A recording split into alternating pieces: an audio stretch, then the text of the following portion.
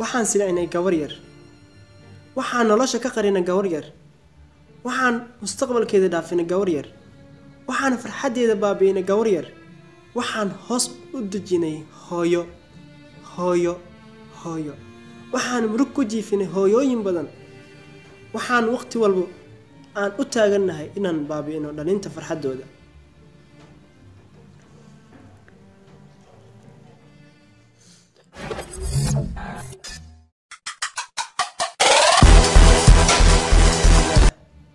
bismillaah halkan waxaan tacsi iyo tiiraanyo ugu dirayaa ehelka ee ka dhimatay Caasho Boqortooyo waxay ahayd gabar aad iyo aad u fiican, waxay ahayd gabar aad u yar sida aan ka akhriyay waraaqadaha lagu soo qoray Facebook.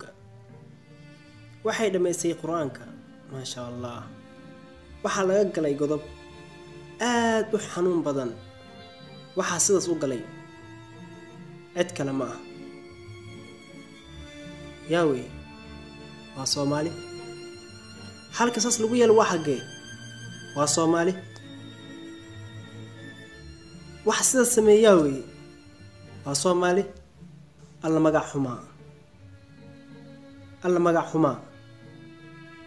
xumaa xawayaanka xataa ma sameyn karo waxa ay sameeyeen dhalinyaradaasi. waxay ahayd gabar aad iyo aad u daayar, mustaqbal iyo nolol leh iyo farxad. waxaa dhashay hooyo, waxaa wada oonaya hooyooyinka oo dhan, waxaa wada qiiroonaya hooyooyinka oo dhan, waxaa murugoonaya hooyooyinka oo dhan. innaa lilaahi wa innaa ilayhi raajicuun. waxaan ku hanweyneyn in aan noqono dad isla jira oo dowladda oo horumar gaaray, balse maxaan horumar ku gaaraynaa?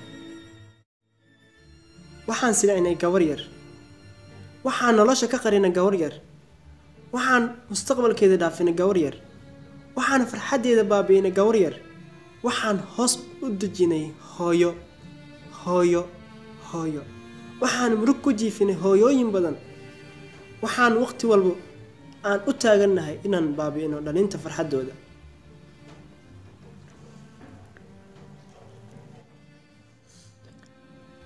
macquul maaha inay sidaan arrintaani istaagto inta ay arrintaani odayaal ay wadaan. wax laga qiiroodo, laga ooyo, laga murugoodo wallaahi waa tan way taalaa. waxa ay nagu dhigeen murug iyo oohin aan la ilaabi karin. waxaa la haystay 24 saac, waxaa lagu sameeyay jirdil, waxaa lagu sameeyay ciqaab, waxaa loo garaacay sidii xawayaankii, waxaa loo jarjaray sidii hilibkii, waxaa loo caburiyay sidii banoonigii. waxay ku dhijiyeen naqaska, waxay ula dhaqmeen sidii yuhuudi oo kale. xataa yuhuudda sidaan ma samaynayso. maxay galabsatay Caasho Boqortooyo? maxay galabsatay?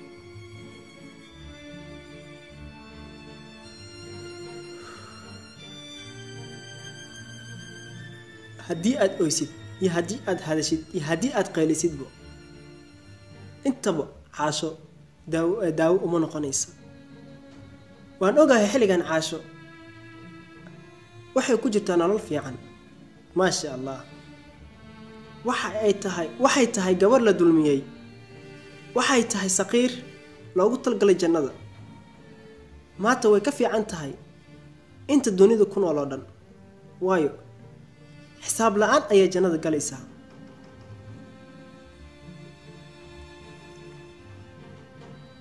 waxaa lagu inqaabay dunida, waxaa inqaabay waa rag.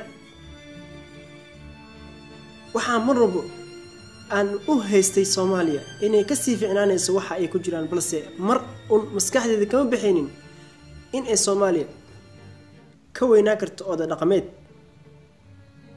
iyo oday cimaamadii gar weyn leh. qabiil kama weynaano, oday dhaqameed kama weynaano, marmarsi iyo leexad iyo dambi dugdugna kama weynaano. waynu naqaanaa qofka sidaas yeelay gabadha, waynu isgaranaynaa, laakiinse yaa soo saarayo? qof walba wuu aamusan yahay. wuxuu difaacayaa dhagarqabe, wuxuu difaacayaa nin gabar miskiin ah 24 saac xanuun ku hayay, wuxuu difaacayaa qof aanan waxba galabsanin ninkii silciyay.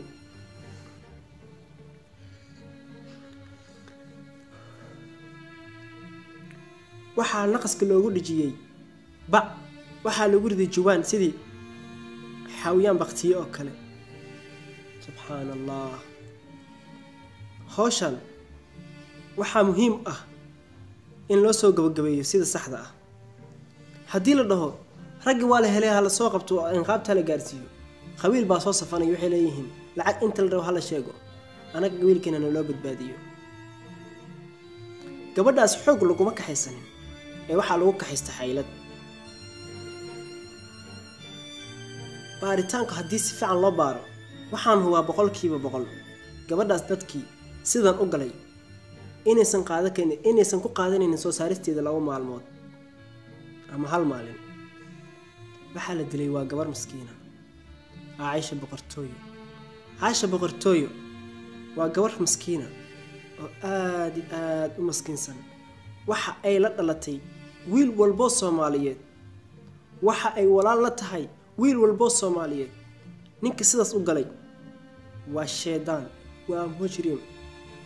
ma ogo rabbigii abuuray Aisha, asagana qalqay abuuray, inuu weli joogo daalacanayo og meesha uu ku nool yahay.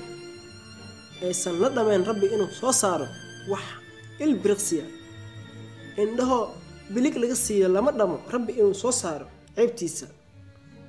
rabbi waxba lama aha inuu ku rido cudur go'gooya jirkiisa oo dhan. ilaaha ku rido jirkiisa cudur go'gooya. allaha ku rido inqaabtii xanuunka uu marsiiyay mid la mida. waxaan jeclahay inaan habaarno, waayo dadkoo dhan haddii habaaraan wuu ku dhacayaa habaarkaasi. ninkaasi wuxuu xaq u leeyahay oo mutaystay in uu maro 24 saac silac uu marsiiyay gabadhaas yar, silac ka adag kana daran. waxaan halkan ka habaaraynaa gabadhaas yar sidan u galay inuu ilaahay gooyo, naqaska ku dhajiyo, xanuun aana ka bixin cimrigiisa inuu ku rido, silac ay saxariir inuu u noolaado. cid alle cidii korkiisaas u taabateen inuu cad hilib u soo raaco gacantiisa ayaan ilaahay ugu baryayaa. miskiintaasi qofkii sidan u galay,